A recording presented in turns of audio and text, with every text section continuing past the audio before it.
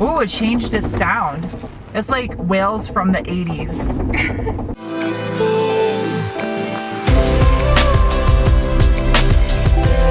Hi guys, it's your friendly apocalypse scene Sarah here, times 2. Uno, dos. Today we're going to be reviewing this 2019 Toyota Land Cruiser and seeing if it is apocalypse proof for those that are really not intended to survive apocalypses. Parkour! The end of the world kind of smells like urine and moldy cardboard. Parkour! It's so true. Although at $88,000, this is more for the bougie, apocalypse at heart enthusiasts.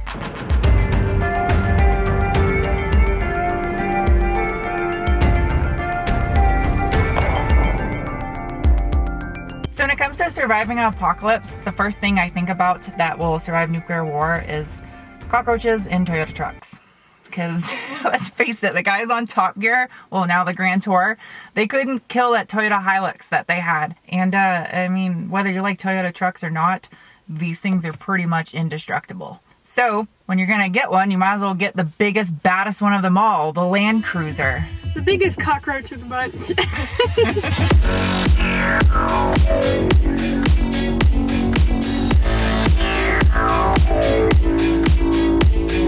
We've escaped the edge of Tucson.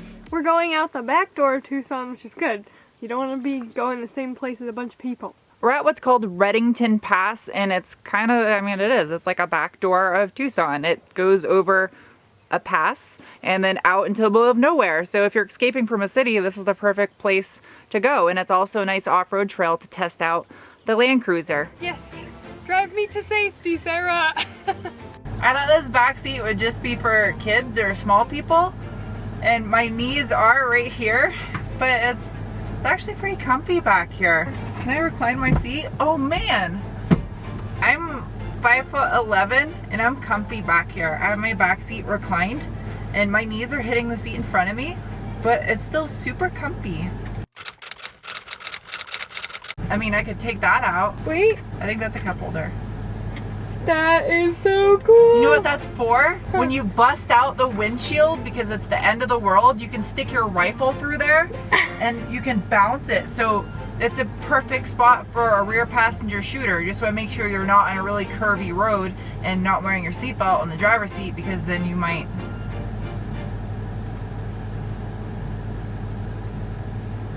Yeah, were you gonna finish this thought? No. Oh, I found the remote. But we have no reception and the world just ended. You can use an old DVD player and put the HDMI in there. I feel like that's something you would definitely lose in your vehicle, the remote. Like, it's hard enough finding the remote in your house, but if you have a remote in your car, I'm gonna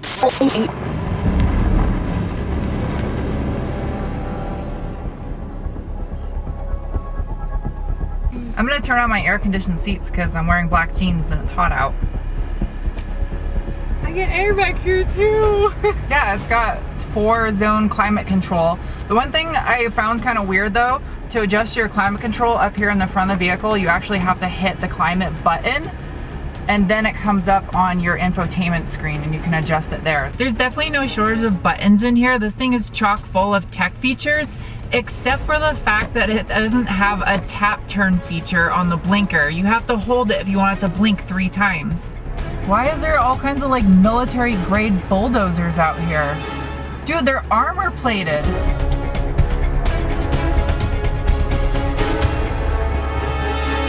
It's really hard to notice this on camera because the camera shakes over anything. It's just a dirt road.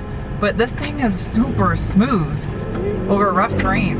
Especially since we've been up here before with different vehicles. Yeah. I actually feel like we could take this a lot quicker too because of that. Challenge accepted! No! It scares me so much. There's like no guardrails or anything. When we took the 4Runner off-road, we didn't even really need to use the crawl control or any of the off-road features. We tried 4-wheel drive once, we're like, yeah, you don't need it. And this thing has like off-road controls galore down here. but I don't feel like you really need them in this truck.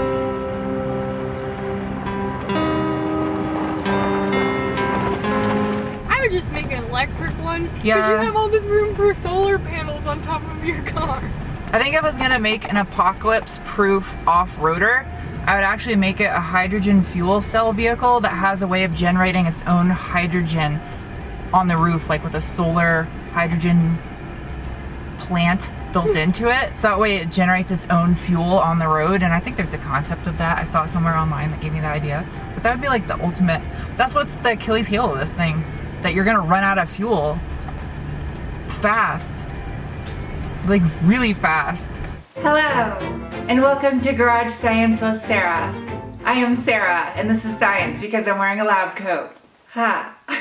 Powering the Land Cruiser is Toyota's 3UR FE, which is a 5.7 liter naturally aspirated V8 that puts out 381 horsepower and 401 pound-feet of torque. It is shared similarly with the Toyota Tundra, Toyota Sequoia, and the Lexus GX 570. However, that has a slight tweak in the horsepower and torque, and that's a whole different video in on its own. Power is sent to the ground through a full-time four-wheel drive system and an 8-speed automatic transmission. Despite this being a giant heavy SUV, it has plenty of power, but the one thing I will have to criticize is the fact that in other places of the world, the 200 series Land Cruiser gets a 4.5 liter twin turbo V8 diesel. Despite it only having 268 horsepower, it has 479 pound-feet of torque, available as early on as 1600 RPM. I think that would be the perfect engine suited for this vehicle, and it's a shame that we don't get that in the States. And it's also a shame that we don't get the cool snorkel that's an option too. I just would like to see this as more of a true rugged off-roader and less of a luxury vehicle. Here goes. Whoa. Man. It's got some power to it. Okay. That was fast. Yeah, it's not gonna be a fun braking test. This is not gonna be a fun braking test. Alright. Ready? No.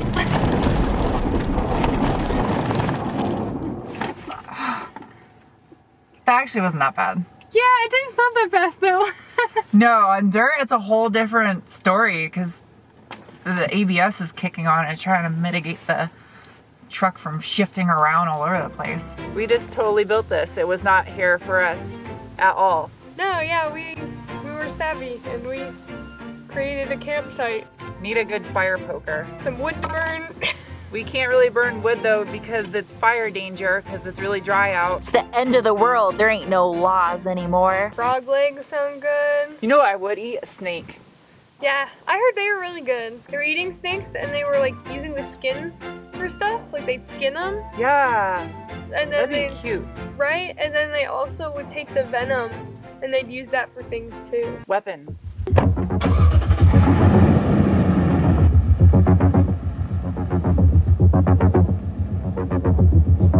The Land Cruiser doesn't really make a lot of sense to me because it is so nice. And when I think of going off-road, I just think of beating the hell out of a vehicle, and this is too expensive to beat the hell out of. It's like buying a house and then renting it out to squatters. That was a really good analogy actually.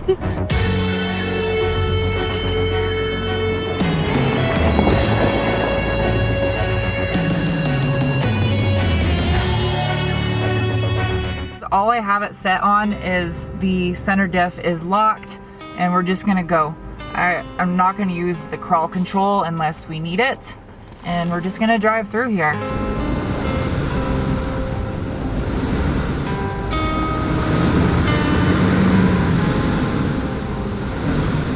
This thing's like a tank. Just like there is a hill, I will climb it.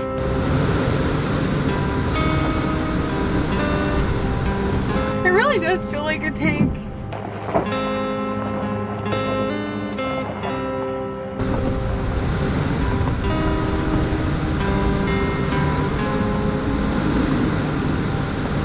It would take a lot to push this to its limits, and that's the problem with how expensive this truck is.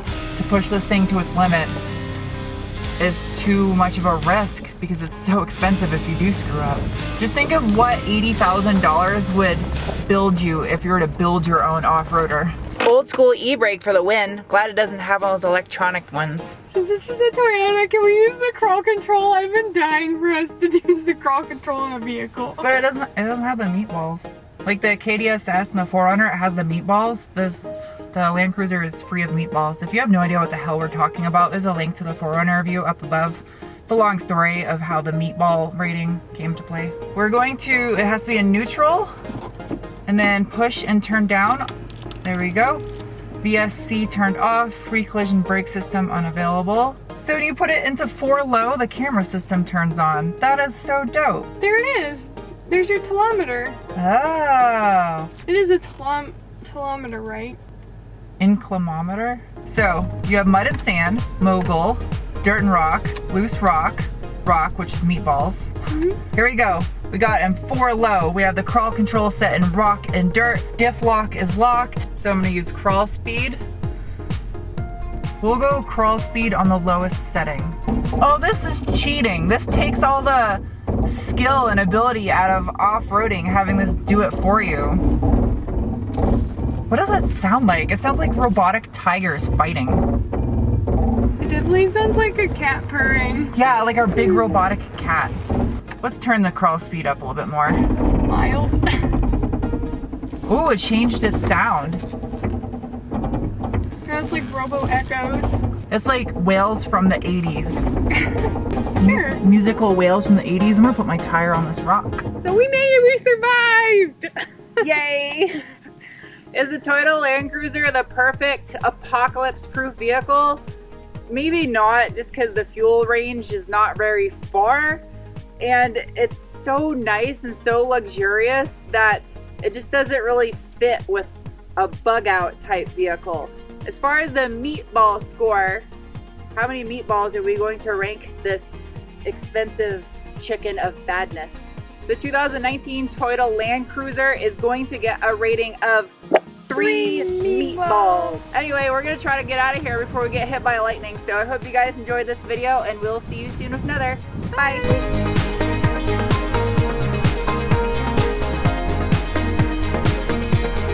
The end of the world kind of smells like urine, and I don't know what that is. Old ketchup?